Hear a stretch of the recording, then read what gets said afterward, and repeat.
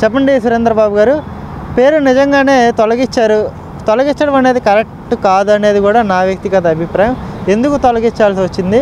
ఆయన పేరు ఉంటే ఏమైనా అంబేద్కర్ గారికి ఏమైనా నష్టం జరిగిద్దా? ఎందుకు తొలగించారంటే మీరేం చెప్తారు? మీ అభిప్రాయాన్ని అయితే నేను ఏకీభవించట్లేదు.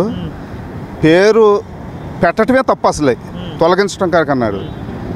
బాబాసాహెబ్ అంబేద్కర్ గారంటే ప్రపంచం మొత్తం గొప్పగా చెప్పుకునే గర్వించదగిన ఒక మహా వ్యక్తి. ప్రపంచంలో ఇక్కడే కాదు, ప్రపంచంలోని అనేక దేశాల్లో ఆయన విగ్రహాలు లేదా మ్యూజియాలు పెడతాం జరిగింది. కానీ ఎక్కడా కూడా బాబాసాహెబ్ పేరుతో అదే లెవెల్లో పేరుని పెట్టుకున్న వాళ్ళు ఎవరూ లేరు. ఎవరైనా విగ్రహం దానం చేసిన వాళ్ళు, కట్టించిన వాళ్ళు ఉన్నారు. శిలాఫలకాల మీద బాబాసాహెబ్ అంబేద్కర్ గారి ఆయన ఎవరైతే దానం చేస్తారో వాళ్ళు పెట్టుకుంటారు. కానీ ఇక్కడ బాబాసాహెబ్ అంబేద్కర్ గారి పేరు పక్కన అంత పెద్దది ఏమరుగుతుంది? బాబాసాహెబ్ అంబేద్కర్ గారు ప్రపంచ దేశంలోనే అత్యున్నతంగా చదువుకున్న వ్యక్తి. జగన్మోహన్ రెడ్డి ఏంటి? జగన్మోహన్ రెడ్డి 18 ఈడీ కేసులు, సిబిఐ కేసుల్లో నిందితుడిగా ఉన్న వ్యక్తి, అవినీతిపరుడిగా పేరు పొందిన వ్యక్తి. అలాగే ఈ రాష్ట్రంలో అనేక దళిత పథకాలను సర్వనాశనం చేసిన వ్యక్తి, దళితులను చంపి డోర్ డెలివరీ చేసిన వాళ్ళకి పదవులు ఇచ్చి పక్కన కూర్చోబెట్టుకుని ఊరేగిన వ్యక్తి. అలాంటి వ్యక్తి బాబాసాహెబ్ పేరు పక్కన పేరు పెడతానని మేము తీవ్రంగా ఖండిస్తున్నాము. ఎవరైతే చేశారో దాన్ని మేము స్వాగతిస్తున్నాము. ఎందుకంటే అర్హత లేదు జగన్మోహన్ రెడ్డికి. దీనికి ఏదో జరిగిపోయిందని చెప్పేసి వైసీపీ పార్టీ నాయకులు సోషల్ మీడియాలో ఆయన సొంత ఛానల్లో ఏదో చెప్పుకుంటున్నారు. ఏమీ జరగలేదు. మీరు క్లియర్గా చూడొచ్చు. అక్కడ బాబాసాహెబ్ పేరుకి ఒక చిన్న గీత కానీ, విగ్రహానికి చిన్న గీత కానీ ఎక్కడా లేదు. కేవలం సీఎం జగన్మోహన్ రెడ్డి అన్న పేరు మాత్రమే తీసేశారు. అంతకు తప్పనిచ్చి ఎవ్వరూ చిన్న ఇది కూడా చేయలేదు. ఎక్కడ ధైర్యపడాల్సిన అవసరం లేదు దళితులు ఎవరు కూడా. ఇది బాబాసాహెబ్కు అవమానపడ్డట్టు కాదు. బాబాసాహెబ్ విదేశీ విద్య అన్న పేరుని తీసేసి తన పేరు పెట్టుకొని బాబాసాహెబ్ నిజంగా అవమానపరిచిన వ్యక్తి జగన్మోహన్ రెడ్డి. ఈరోజు ఆ పార్టీ నాయకులు ఇది మాట్లాడతాను మేము తీవ్రంగా ఖండిస్తున్నాం. అంటే స్మృతి వనం మీద జరిగిన దాడిని తీవ్రంగా ఖండిస్తున్నామని చెప్పేసి వైసీపీ అంటుంది కదా. ఇక్కడ ఏం దాడి జరిగింది, ఎవరి మీద దాడి జరిగింది అంటే మీరు కొంచెం వివరంగా జనాలకి, అంటే దీన్ని దళిత సంఘాలు కూడా వ్యతిరేకిస్తున్నాయి. యావత్ దళిత జాతి కూడా ముక్తఖండంగా కూటమి చేసిన చర్యల్ని చీకొడుతుంది అన్నట్టుగా కూడా వాళ్ళు మాట్లాడుకొస్తున్నారు కదా. దీనికి క్లియర్ కట్గా మీరేం సమాధానం చెప్పారు? ఎక్కడ దళిత సంఘాలు రోడ్ల మీదకి వచ్చి దీన్ని ఖండించడం లేరు. ఎక్కడో తెలియని వైసీపీకి అనుబంధం ఉన్న వాళ్ళు 2-3 ఖండించారు కానీ ఎక్కడా లేదు.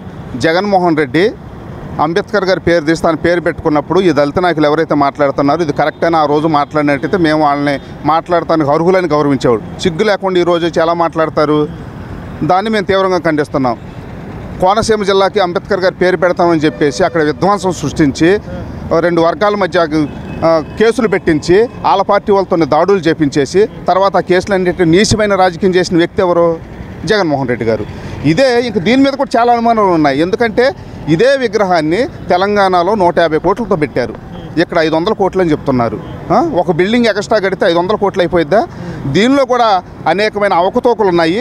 దీని మీద కూడా శ్వేతపత్రం రిలీజ్ చేయాలని చెప్పేసి ఇప్పటి సీఎం చంద్రబాబు నాయుడు గారికి మేము విజ్ఞప్తి చేస్తున్నాము. జగన్మోహన్ రెడ్డి రాజకీయం మొత్తం రాబోయే కాలంలో దళితుల్ని, మైనార్టీల్ని, బాబాసాహెబ్ విగ్రహాలను అడ్డం పెట్టుకొని రాజకీయం చేస్తాడు. ఇప్పుడు అధికారంలో ఉన్న కూటమి ప్రభుత్వం దాన్ని గ్రహించి కట్టుదిట్టమైన చర్యలు తీసి ఇలాంటి చర్యలకు పాల్పడుతున్న వారు ఎవరో ఇంటెలిజెన్స్ని ఉపయోగించి ముందే పసిగట్టి వాళ్ళ మీద కఠినమైన చర్యలు తీసుకోవాలి. రాబోయే కాలంలో కేవలం జగన్మోహన్ రెడ్డి రాజకీయం బాబాసాహెబ్ విగ్రహాలపైన, ధ్వంసంపైన, దళితుల మరణాలపైన, మైనార్టీల మరణాలపైన మాత్రమే రాజకీయం జరిగింది. అంటే మొన్నటి వరకు కూడా గత ప్రభుత్వ హయాంలో రాజారెడ్డి రాజ్యాంగం అమలులో ఉందని చెప్పేసి ఇదే దళిత సంఘాలు జగన్మోహన్ రెడ్డిని వ్యతిరేకించే వ్యక్తులు మాట్లాడారు. ఇప్పుడు అంబేద్కర్ రాసిన రాజ్యాంగం అమల్లో లేదు, లోకేష్ రాసిన రెడ్ బుక్ రాజ్యాంగం అమల్లో ఉందని చెప్పేసి ఇప్పుడు మాట్లాడుకొస్తున్నారు. ఏంటి రాజారెడ్డి రాజ్యాంగం ఏంటి, రెడ్ బుక్ రాజ్యాంగం ఏంటి? అసలు నిజంగానే రాష్ట్రంలో ఈ రకంగా దాడులు జరుగుతుంటే ఖండించాల్సిన కొంతమంది వ్యక్తులే కూటమి చర్యల్ని సమర్థిస్తూ వస్తున్నారు. దీన్ని మీరు ఎలా చూస్తారు?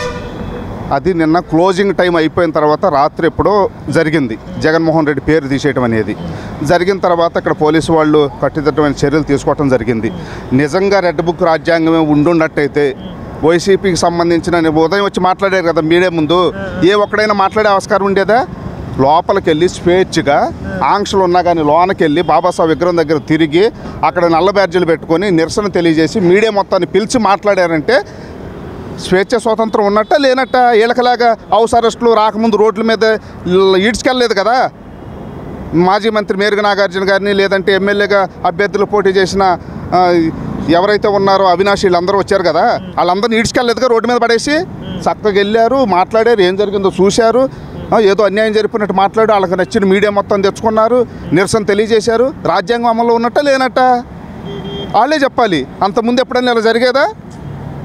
అంటే ఇదంతా ఓన్లీ లోకేష్ గారిని అడ్డం పెట్టుకొని ఆయన రెడ్ బుక్ అని చెప్పేసి, నిజంగా రెడ్ బుక్ ఓపెన్ చేసినట్టే రాష్ట్రంలో ఇలాంటి పరిస్థితులు ఉండే కాదు. ఈ పార్టీకి ఎప్పుడో ఎంతమంది లోపలికి వెళ్ళిపోయేవాళ్ళు, ఎంతమందిని కాళ్ళు ఎరగొట్టేవాళ్ళు, ఎంతమంది మీద తప్పుడు కేసులు పెట్టి అవన్నీ జరిగాయి. ఇప్పటి వరకు కూడా ఎవరి మీద చర్యలు తీసుకోకోకుండా ఏదైనా ఉన్నా కానీ మేము న్యాయబద్ధంగా చర్యలు తీసుకుంటామనే చెప్తున్నారు. అది రాజ్యాంగం అమల్లో ఉండటం. అంటే మీరు అన్నట్టుగా పేరు తొలగించారు, బాగానే ఉంది, దాడి జరిగింది అని చెప్పేసి వైఎస్ఆర్సీపీకి సంబంధించిన నాయకులు మాట్లాడుకొస్తున్నారు కదా. నిజంగా దాడి జరిగి అలజడి వాతావరణమే క్రియేట్ అయితే పర్యాటకులు వచ్చి ఉండేవాళ్ళు కాదు, స్వేచ్ఛగా అది చూసేవాళ్ళు కాదు. చూసుకోవచ్చు లోపల కూడా జనాలు ఉన్నట్టుగా తెలుస్తుంది. మీరు కూడా ఇంటరాక్ట్ అయ్యారు జనాలతో? అక్కడికి వచ్చిన చాలామంది నిజంగా పేరు తీసేయటం చాలా మంచిదైందండి. ఎందుకు అసలు అలాంటి అవినీతి పరుడు ఈ విధంగా దళిత జాతి ద్రోహం చేసిన వ్యక్తి పేరు ఎలా పెట్టుకుంటాడు? సరే ముఖ్యమంత్రిగా కట్టాడు, ఆయన సొంత డబ్బులతో ఏమైనా కట్టాడా? దళితులకు సంబంధించిన డబ్బులు ఏవైతే ఉన్నాయో సోషల్ వెల్ఫేర్ డిపార్ట్మెంట్ ఆ డబ్బులతో కట్టాడు. బాబాసాహెబ్ పేరు పెట్టాలి, అంతేగాని ఆయన పేరు ఎలా పెట్టుకుంటాడని చాలామంది అడుగుతున్నారు. అలాగే ఉదయం కొంతమంది వైసీపీ నాయకులు మళ్ళీ తిరిగి జగన్మోహన్ రెడ్డి గారి పేరు యథాతిథిగా అక్కడే పెట్టాలంటున్నారు. దాన్ని మేము తీవ్రంగా వ్యతిరేకిస్తున్నాం. ఎట్టి పరిస్థితుల్లో జగన్మోహన్ రెడ్డి పేరు మళ్ళీ తిరిగి అక్కడ పెట్టకూడదు. కేవలం ఆ ఎదురుగా బాబాసాహెబ్ అంబేద్కర్ పేరు మాత్రమే ఉండాలి. దాన్ని ముందుకు జరిపి బాబాసాహెబ్ పెద్దగా ఇంకా పెద్దగా పెట్టమంటున్నాం. బాబాసాహెబ్ అంబేద్కర్ అని పెట్టి జై భీమ్ అని పెట్టండి. పెడతారు పేరు. జగన్మోహన్ రెడ్డి పెట్టుకున్నప్పుడు బాబాసాహెబ్ విగ్రహం ఆ పేరునే ఎదురుగా సెంటర్లో జరిపి బాబాసాహెబ్ అంబేద్కర్ అని చెప్పేసి జై భీమ్ అని పెట్టండి. అంతేగాని ఇవన్నీ అవసరం లేదు కదా, వద్దు. అసలుకి అవినీతి పరిస్థితి ఎలా పెడతారండి? మాకు అక్కడికి వచ్చినప్పుడు అది చూసి ముఖ్యమంత్రి హోదాలో కట్టించారు, ఆయన కట్టించారు కాబట్టి అర్హత ఉంది కాబట్టి పెట్టుకున్నారు. ముఖ్యమంత్రి హోదాలో శిలాఫలకాలు ఉన్నాయి, అనేక చోట్ల లోన కూడా పెట్టుకున్నారు. అన్నీ దేనికి దానికి ఇనాగ్రేషన్ చేసినట్టు అవన్నీ ఉంటాయి. ఆయన కట్టలేదని ఎవరు అంటలేదు, కట్టారని ఒప్పుకుంటున్నాము. కానీ ఆయన పేరుతో సమానంగా పెట్టే అర్హత కనీసం నైతికత కూడా లేదు. ఆయన పేరుతో సమానంగా ఆయన పేరు పక్కన పెట్టుకునే నైతికత ఆయనకు లేదు. విగ్రహం కట్టినంత మాత్రాన బాబాసాహెబ్తో సమానం అయిపోడు. దాన్ని మాత్రం మేము వ్యతిరేకిస్తున్నాం. ఎవరైతే ఆందోళన చెందుతూ ఆందోళనకారులుగా ఉదయం నుంచి ఇక్కడ హడావిడి చేస్తున్నారో వాళ్ళని సూటిగా ఒక ప్రశ్న అడుగుతున్నా. అయ్యా, మరి గత అన్ని ప్రభుత్వాల్లో ఉన్నటువంటి అంబేద్కర్ విదేశీ విద్యా విధానం అనే పథకం ఉంది, మీకు అది తెలుసా? కనీసం అది తీసేశారు. మన జాతికి ఎంత నష్టం జరిగిందో మీకు తెలుసా? ఒకవేళ తెలుసుంటే మరి అంబేద్కర్ విదేశీ విద్యా విధానం పేరు తీసేసి జగనన్న విదేశీ విద్యా పథకం అని పేరు పెట్టుకున్నప్పుడు మీరు ఏమయ్యారయ్యా? అప్పుడు ఇళ్లల్లో పడుకున్నారా? లేకపోతే ఎక్కడున్నారు? అప్పుడు జగన్ ప్రభుత్వం కాబట్టి నోరు మెదపలేదు. అప్పుడున్నటువంటి మినిస్టర్లు కానీ, ఎస్సీ ఎమ్మెల్యేలు, ఎస్సీ ఎమ్మెల్సీలు కానీ, ఈ వైఎస్ఆర్సీపీ కార్యకర్తలు ఎవరైతే దళితులు ఉన్నారో వాళ్ళందరినీ అడుగుతున్నా, అప్పుడు మీరు ఏమయ్యారు? దళితులకు రావాల్సినటువంటి పథకాలన్నిటినీ నిర్వీర్యం చేసి దళితులకు ఉన్నటువంటి మా జీవితాలను బాగు చేసుకోవడానికి రాజ్యాంగం ద్వారా మాకు వచ్చినటువంటి నిధులను నువ్వు దారి మళ్లించి నిస్సిగ్గుగా నీ పథకాలకు వాడుకున్నావు. ఇప్పుడు అంబేద్కర్ గారి విగ్రహం కట్టాడంటున్నారు. అంబేద్కర్ గారి విగ్రహం నీ జేబులోంచి ఏమైనా తీసి కట్టారా? అంబేద్కర్ గారి విగ్రహాన్ని ఎస్సీ దళితులకు రావాల్సినటువంటి ఆ డబ్బును ఏదైతే ఉందో ఆ డబ్బుతోనే, సోషల్ వెల్ఫేర్ నిధులతోనే ఈ విగ్రహాన్ని కట్టించడం జరిగింది. అయితే ఈ విగ్రహాన్ని మరి ఆయన పేరు ఎందుకు తొలగించారంటే, ఆయన ఎన్నో ఈడీ కేసుల్లో ముద్దాయిగా ఉన్నటువంటి వ్యక్తి, దళితులను చంపి డోర్ డెలివరీ చేసిన వాళ్ళు పక్కన పెట్టుకునేటువంటి వ్యక్తి, అలాగే శిరోముండనం కేసులో నిందితుడిగా ఉన్నటువంటి వ్యక్తికి ఎమ్మెల్సీ ఇచ్చి ఎమ్మెల్యే చేసినటువంటి వ్యక్తి, మరి కోనసీమ జిల్లా కానీ రాష్ట్రంలో దళితుల మీద జరిగినటువంటి దాడులు ఎక్కడా లేవు. అట్రాసిటీ చట్టాన్ని పూర్తిగా నిర్వీర్యం చేసినటువంటి ప్రభుత్వం కానీ ముఖ్యమంత్రి కానీ ఏదైనా ఉందంటే అది కేవలం జగన్మోహన్ రెడ్డి ప్రభుత్వమే. మరి అటువంటి వ్యక్తి మన దళితులకున్న అన్ని నిధులు దారి మళ్ళిచ్చి ఇప్పుడు దళితోద్ధారకుడు లాగా దళితులను దగ్గర చేసుకోవడానికి అంబేద్కర్ గారి బొమ్మని ఒక విగ్రహాన్ని ఆయనకు అనుకూలంగా మార్చుకోవడానికి ఈ విగ్రహం కట్టించాడు. దళితోద్ధారకుడు అని జనాలు అనుకోవడానికి కట్టించిన విగ్రహమే ఈ అంబేద్కర్ గారి విగ్రహం. అయితే ఈ విగ్రహాన్ని కట్టించిన సందర్భంలో ఎక్కడైనా మనం గతంలో చూస్తే శిలాఫలకాలు ఉంటాయి. ఆవిష్కరించిన వారు పలానా ముఖ్యమంత్రి వర్యులు, పలానా మంత్రివర్యులు అని శిలాఫలకాలు ఉంటాయి. అది కొంచెం సైజును బట్టి చిన్న పెద్ద ఉంటుంది. కానీ ఎక్కడా లేని విధంగా అంత పెద్ద విగ్రహానికి అంబేద్కర్ గారికి పేరుతో సమానంగా ఆయన పేరు పెట్టుకున్నాడంటే మరి ఆయన ఏమనాలి? ఆయనదేమో ఆ మూల అంబేద్కర్ గారిది, ఈయనేమో సెంటర్లో వచ్చేలాగా. ఆయన అసలు ఐడెంటిటీ క్రైసిస్లో చచ్చిపోతున్నాడు ఈ జగన్మోహన్ రెడ్డి. ఎవరైతే వీళ్ళు చేశారో ఈ పేరుని తొలగించిన వారిని మేము పూర్తిగా స్వాగతిస్తున్నాం. భవిష్యత్తులో మళ్ళీ అది పేరు పెట్టినా మళ్ళీ మేము కూల్చేసేటువంటి పరిస్థితులు చూస్తారు. ఖచ్చితంగా దీన్ని మేము స్వాగతిస్తున్నాం. ఫైనల్గా ఏం చెప్పదలుచుకున్నారు? రాష్ట్రంలో శాంతి భద్రతలు అన్నీ కూడా క్షీణించిపోతున్నాయి అని ఒక పక్క నిజంగా దాడులు అయితే జరుగుతున్నాయి. ఇవన్నీ కూడా కూటమి ప్రభుత్వమే దగ్గరుండి చేయిస్తుంది. లా అండ్ ఆర్డర్ కూడా పూర్తిగా క్షీణించిపోయిందని చెప్పేసి కూడా వాళ్ళు మాట్లాడుకొస్తున్నారు కదా. నిజంగా రియాలిటీ ఏంటి? గ్రౌండ్ రియాలిటీ ఏంటి? ప్రజలు ఎలా ఉన్నారు? నిజంగా భయాందోళనలో ప్రజలు బతుకుతున్నారంటే మీరేం చెప్పారు? ఇదే నిజమైతే గత ప్రభుత్వ హయాంలో దళితులకు జరిగిన అన్యాయాల మీద సమతా సైనిక దళుగా మేము రోడ్లు ఎక్కాము. మమ్మల్ని ఎన్నిసార్లు హౌస్ అరెస్టులు చేశారు, మమ్మల్ని ఎన్నిసార్లు అరెస్ట్ చేసి స్టేషన్లకు తదిగించారో మీరు చూసే ఉంటారు. మీరు అందరూ మాతో కలిసి పనిచేశారు. అప్పుడు వాక్ స్వాతంత్రం కూడా లేనటువంటి రోజుల నుంచి ఇండ్లల్లో అరెస్ట్ చేసిన రోజులు మరి ఆ రోజులు చూశారు. మరి ఈరోజు స్వేచ్ఛగా ఇక్కడ మాట్లాడుతున్నాం. పొద్దున్నుంచి వైఎస్ఆర్సీపీ కార్యకర్తలందరూ కానీ దళిత నేతలు కానీ వచ్చి విజిట్ చేస్తున్నారు, అన్నీ చేస్తున్నారు. మరి ఏది భయాందోళనకరమైన వాతావరణం మీరు చెప్పాలి. దేశ చరిత్రలోనే కాదు రాష్ట్ర చరిత్రలో జరగనటువంటి మర్డర్లు, మానభంగాలు, భూదందాలు, అక్రమ మైనింగులు, స్కాములు, స్కీములు ఏదైనా జరిగినాయి అంటే కేవలం జగన్మోహన్ రెడ్డి ప్రభుత్వమే. అప్పుడు ఎవరు నోరు మెదపలేదు. ఇప్పుడు శాంతి భద్రత భంగం కలుగుతుందంటే ఎక్కడ కలుగుతుంది? అప్పుడు అసలు శాంతి లేదు, భద్రత లేదు. ఈరోజు స్వేచ్ఛగా ఇదిగో ఎంజీ రోడ్లో అంబేద్కర్ గారి విగ్రహం ముందు నాకున్నటువంటి హక్కుని నేను బయటికి చెప్పగలుగుతున్నానంటే కూటమి ప్రభుత్వం వల్లే. ఇదే విగ్రహం ముందు గత ప్రభుత్వంలో ఎన్నోసార్లు మేము రావడానికి ప్రయత్నించినా మమ్మల్ని రానివ్వకున్నటువంటి చేసినటువంటి పరిస్థితులు, దాన్ని బట్టే శాంతి పద్ధతులు ఏ విధంగా ఉన్నాయో ప్రజలు ఆలోచించవచ్చు, మీరు ఆలోచించవచ్చు. గత 5 సంవత్సరాల నుంచి దళితుల మీద ఏమి చేశావని జగన్ అడిగితే లిస్టు చెప్తాడు. అందులో చనిపోయిన వాళ్ళు తప్ప ఒక్క మంచితనం లేదు. రెండోది, ఇక్కడ మీరు చూడండి, రాత్రి నుంచి ప్రతి జిల్లాల్లోనే ఏదో అయిపోతుందన్న భ్రమ కలిగించారు. ఇప్పుడే వెళ్ళా 5 రూపీస్ టికెట్ తీసుకొని లోపలికి వెళ్ళి ఫ్రీగా తిరిగి వచ్చా. ఏం లేదు. అక్కడ చూసారా జగన్మోహన్ రెడ్డి ఉంది. అది కేవలము నాకు తెలిసి ఏదైతే 26 పథకాలు తీసేశారో, చాలామందిని చంపారో దానికి కసిగా ఏదో చేస్తున్నట్లు కనబడుతుంది. కానీ బాబాసాహెబ్ అంబేద్కర్ గారికి సంబంధించి కానీ లోపల ఎక్కడే కానీ ఏ విధ్వంసం మాత్రం జరగలేదు. ఇక్కడ ఎవరో ఏదో చేస్తున్నారన్న అపోహ నుంచి ప్రజలు బయటకు రావాలని సమతా సైనిక దళ తరపున మేము విజ్ఞప్తి చేస్తున్నాం.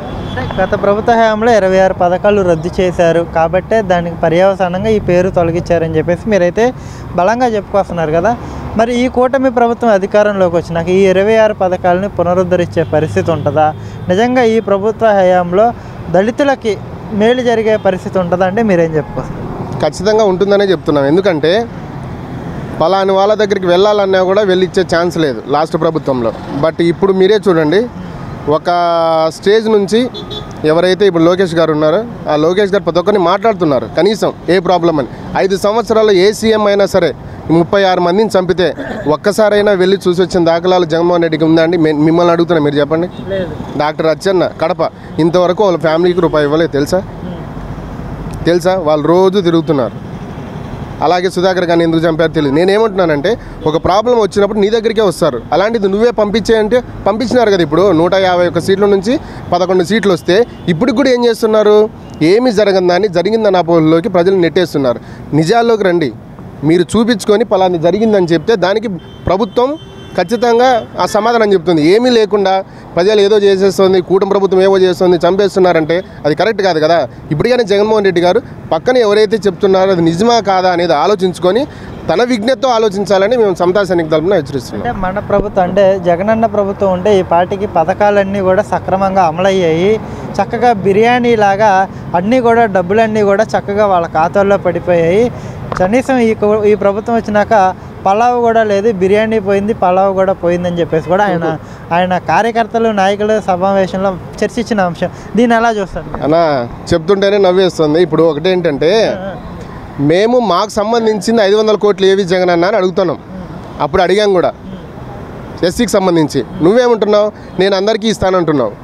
మాకు సంబంధించిన మా పిల్లలు డెవలప్ అవ్వడానికి, మా ఎడ్యుకేషన్కి, మా ఎంటర్ప్రీనర్షిప్కి ఉన్న డబ్బులు నువ్వు పక్కోడికి 10 రూపాయలు పనిచేసి వాళ్ళను మమ్మల్ని కొట్టుకునేలాగా చేస్తున్నావు. కానీ మాకేం చేసావు? 500 కోట్లు అంట మహానుభావుడు పెట్టింది. మరి హైదరాబాద్లో 150 కోట్లే. అది మేము అడిగామే. మీరు 404 కోట్లు ఎలా అవుతుంది దీనికి?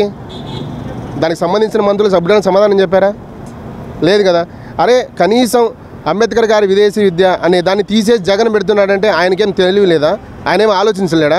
ఎందుకు ఆ మహానుభావుని పేరు నాదెందుకు అని చెప్పే ఆలోచన కూడా లేదా? మరి 5 సంవత్సరాల్లో మీరు ఏం చేస్తున్నారు?